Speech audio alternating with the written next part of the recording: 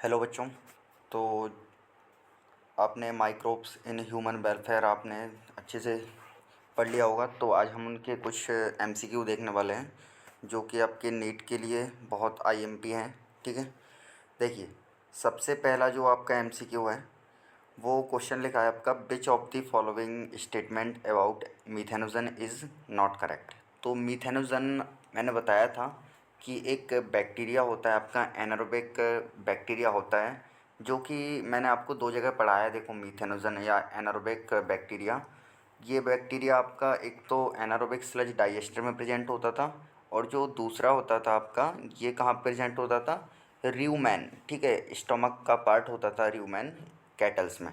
तो देखिए क्या क्या लिखा है, तो हमें नॉट करेक्ट बताना है, मतलब कौन सा करेक्ट नहीं है। तो पहला ऑप्शन लिखा है जैसे they can be use to produce biogas. तो मैंने बताया था आपको कि मीथोनोजन बैक्टीरिया जो रहता है ये आपका बायोगैस प्रोड्यूस करता है। ठीक है, क्योंकि वो एनारोबिक बैक्टीरिया है। और बायोगैस में मैंने कंटेंट भी बताया था आपको कि मीथेन गैस सबसे प्रीडोमिनेंट होती है, इसके अलावा कार्बन डाइऑक्साइड, और लास्ट में मैंने बताया था डाईहाइड्रोजन सल्फाइड। क्लियर है बात? ठीक है। तो ये पॉइंट तो इनकरेक्ट हो नहीं सकता, ये तो हमारा करेक्ट पॉइंट है। ठीक है, दूसरा पॉइंट देख लेते हैं। They are found in the rumen of cattle. मैंने अभी बता दिया आपको, कैटल्स के एक स्टोमक का पार्ट है र्यूमेन, वहाँ पर ही प्रेजेंट होता है, और उनके एक्सक्रेटा में भी प्रेजेंट होता है। ठीक है, तीसरा आपका ऑप्शन है, देखिए दे ग्रो एरोबिकली। यहाँ पे ध्यान दीजिएगा, एरोबिकली। मैंने आपको बताया है कि मिथेनोजन एनारोबिक बैक्टीरिया होते हैं, तो क्या ये एरोबिक तरीके से ग्रो करेंगे? क्या नहीं, ये एनारोबिक तरीके से ग्रो करते हैं। तो ये ऑप्शन आपका इनकरेक्ट हो जाएगा। और उसके आगे लिखा है break down cellulose rich food. हमें पता है सेलुलोज का ब्रेक डाउन करता है, बट वो एनारोबिकली ग्रो करता है। और फोर्थ पॉइंट है जैसे दे प्रोड्यूस मीथेन गैस, तो ये भी सही बात है, मीथेन गैस भी रहती है आपकी बायोगैस के अंदर। तो ठीक है, तो ऑप्शन नंबर सी क्या हो जाएगा आपका, इनकरेक्ट हो जाएगा। तो इस क्वेश्चन का आंसर आंसर क्या आएगा, सी आएगा। क्लियर है बात? अगला क्वेश्चन देख लेते हैं हम। देखिए, ये मैंने आपको और यहाँ पे तो नहीं पढ़ाया, बट देखिए द वायरस सॉन, हाँ जी, तो ये वायरस जो आपको दिख रहा है इसका कॉजेटिव एजेंट होता है वायरस का, लेकिन ये कौन से इन्फेक्शन में काम आता है ये पूछा है। तो आपने अगर एनसीईआरटी पढ़ोगी तो वहाँ पर ये इसका डायग्राम बना हुआ है। ठीक है, तो ये कॉजेटिव एजेंट होता है, ध्यान रखना है आपको, रेस्पिरेटरी इन्फेक्शन का, कि ये रेस्पिरेटरी इन्फेक्शन कॉज कराता है ये वायरस आपका। क्लियर है बात? डायग्राम से ध्यान रखिएगा। अगला देख लेते हैं हम क्वेश्चन। तो अगला देखिए, ये क्वेश्चन है आपका, microbes use for bio control of pest butterfly caterpillars. तो मैंने आपको बताया है बायो कंट्रोल एजेंट में कि हमने 4 एजेंट पढ़े थे आपके बायो कंट्रोल में। पहला हमने बीटल्स पढ़ा था, फिर इसके बाद हमने बीटी पढ़ा था, bacillus thuringiensis।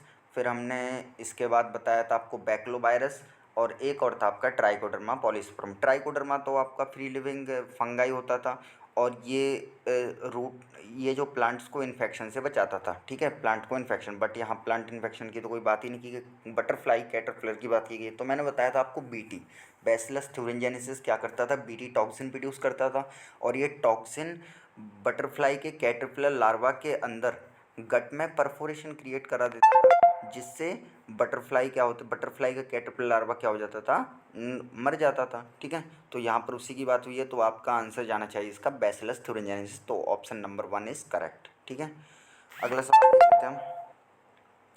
Which of the following is not a east derived product.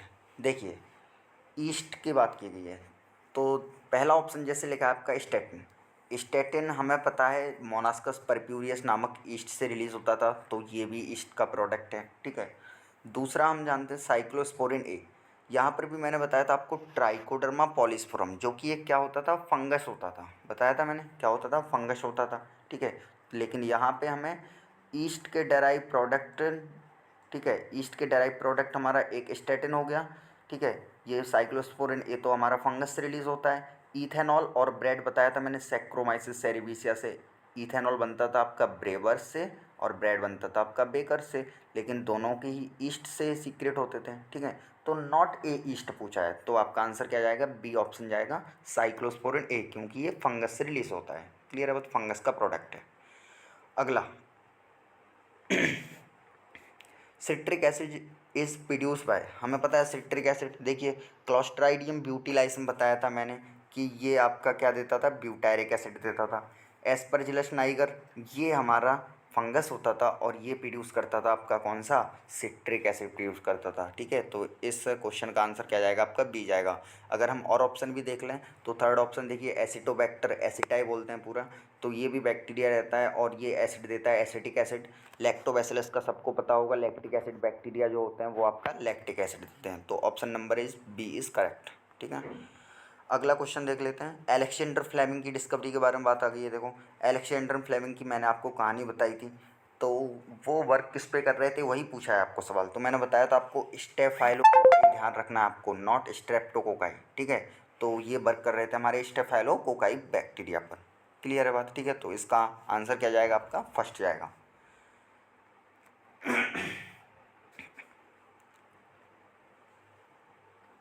Sorry थोड़ा, एक मिनट।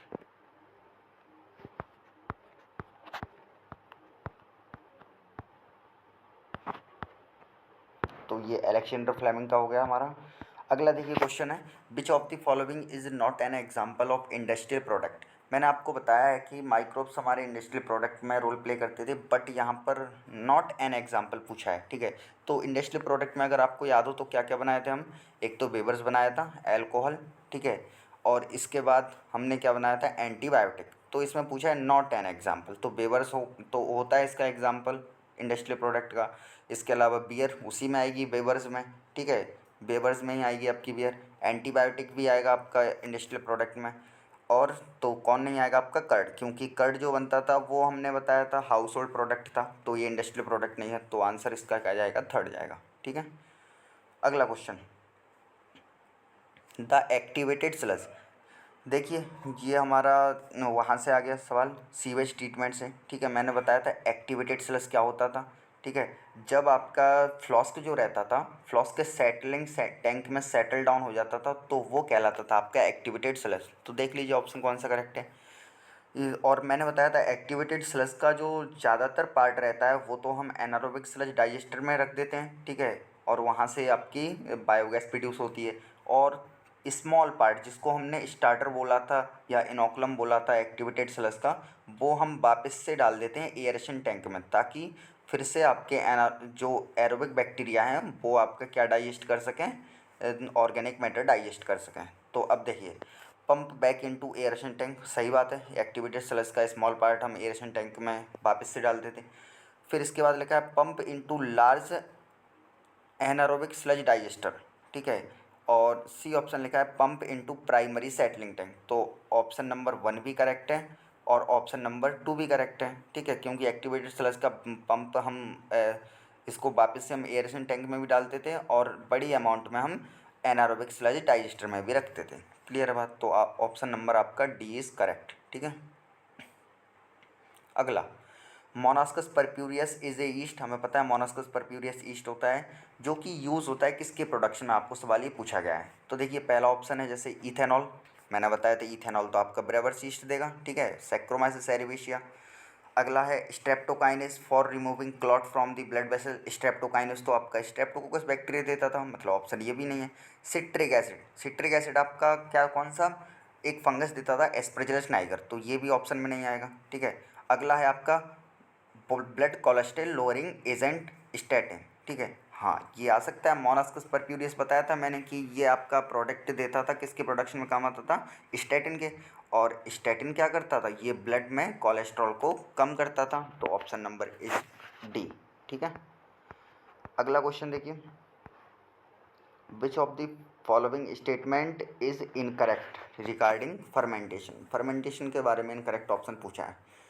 तो देखिए पहला ऑप्शन देखते हैं हम, प्रोपियोनी बैक्टीरियम सरमानी जो होता था इज़ यूज टू फर्मेंट दी चीज़। सही बात है, ये आपका स्विच चीज़ बनाता था फर्मेंटेशन के द्वारा। ठीक है, अगला है आपका the puffed up appearance of dough is due to production of CO2 gas. ये भी सही है कि जो डफ रहती थी आपकी उसमें पफ्ड अप अपीरेंस किसके कारण से आता था, तो वो CO2 गैस के कारण से आता था। ठीक है, फिर सी ऑप्शन है आपका fermentation is muscle produce ethanol.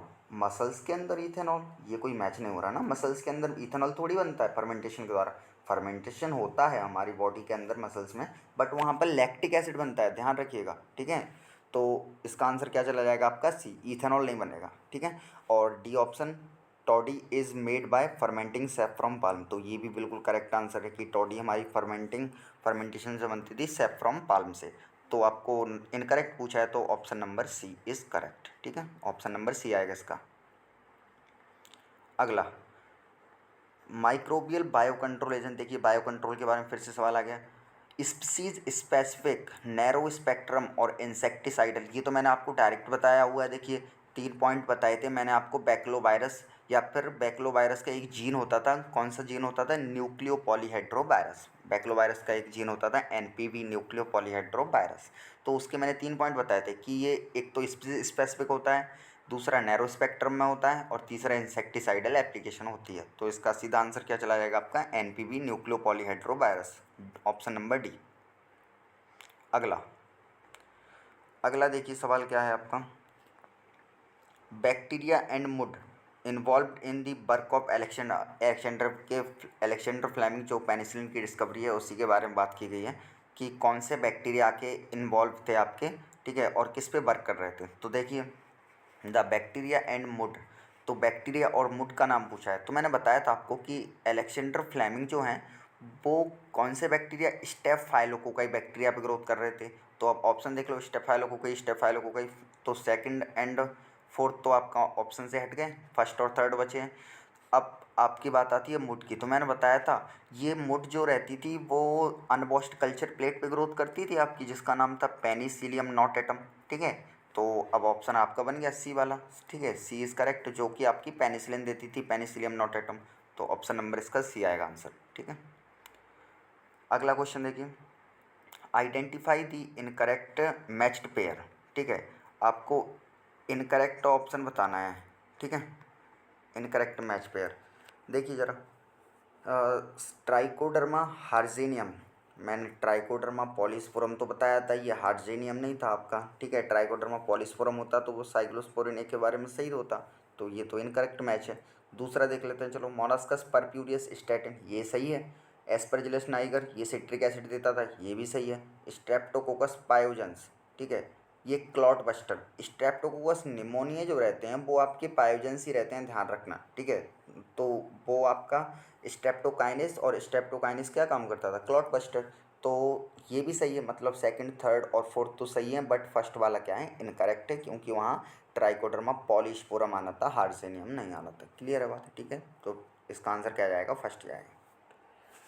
अगला देखिए क्वेश्चन, सिलेक्ट दी मिसमैच, फिर से वही मिसमैच का पूछा है। मोनास्कस परप्यूरियस के सामने स्टेटिन लिखा है, ये तो सही बात है, मोनास्कस परप्यूरियस रिलीज करता था आपका स्टेटिन।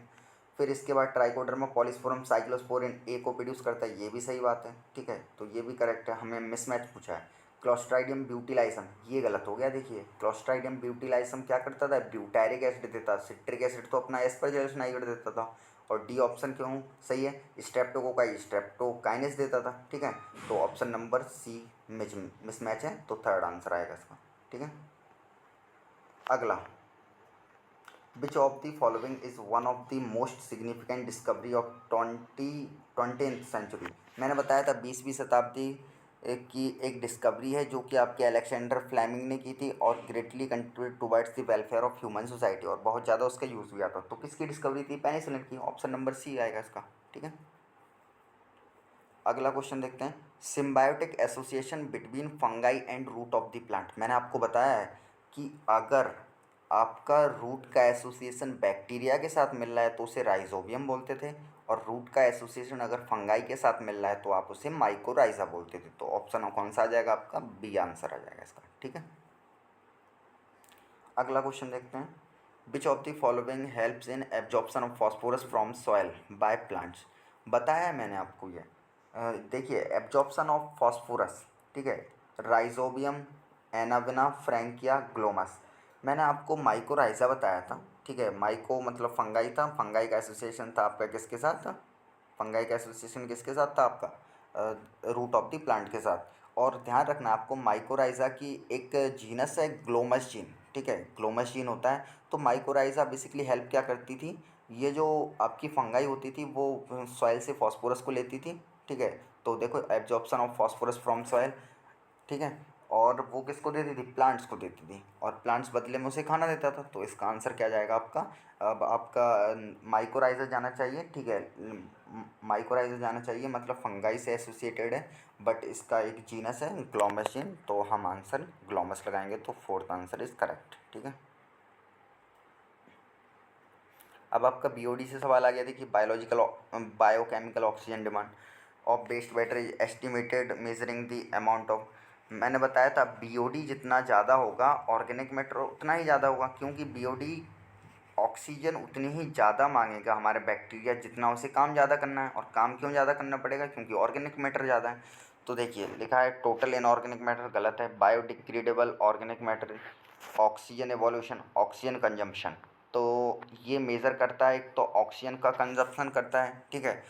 तो ऑप्शन आपका मुझे क्या कौन सा लग रहा है, डी बायोडिग्रेडेबल, ये कोई मैच नहीं हो रहा है, तो ऑप्शन नंबर डी आएगा इसका। ऑक्सीजन कंजम्पशन को एस्टिमेट कर सकते हैं हम बीओडी से कि कितनी बैक्टीरिया ने ऑक्सीजन को कंज्यूम किया है, ठीक है। तो डी आंसर आएगा इसका। अगला आपको पूछा है, देखिए इनकरेक्टली मैच पेयर। पहला ऑप्शन देखते हैं हम, ट्राइकोडर्मा हार्जिनियम, वही का वही सवाल है ये तो, ठीक है। Option number first is correct आएगा। अब एस्परजिलस नाइगर सिट्रिक एसिड देता था, बैक्लोवायरस नैरो स्पेक्ट्रम स्पेसिफिक इंसेक्टिसाइड, ये भी सही है, ठीक है। इसके अलावा मोनास्कस परप्यूरियस, ये cholesterol synthesising enzyme, source of cholesterol synthesising enzyme, ये कोई अ, इसका इनकरेक्ट आंसर आपका डी जाएगा, सॉरी। ट्राइकोडर्मा हार्जेनियम भले ही साइक्लोस्पोरिन ए नहीं देता, बट वो एक बायो कंट्रोल में आता है, ध्यान रखिएगा, ठीक है। तो यहाँ पे मोनास्कस परप्यूरियस क्योंकि ये स्टैटिन देता था, तो ब्लड कोलेस्ट्रॉल को क्या करता था, कम करता था ना, उससे सिंथेसाइज थोड़ी करवाता था। तो ऑप्शन कौन सा जाएगा इसका, डी जाएगा। क्लियर है बात, ठीक है। अगला देख लेते हैं हम, ethanol is commercially produce through a particular species of, बताइए इथेनॉल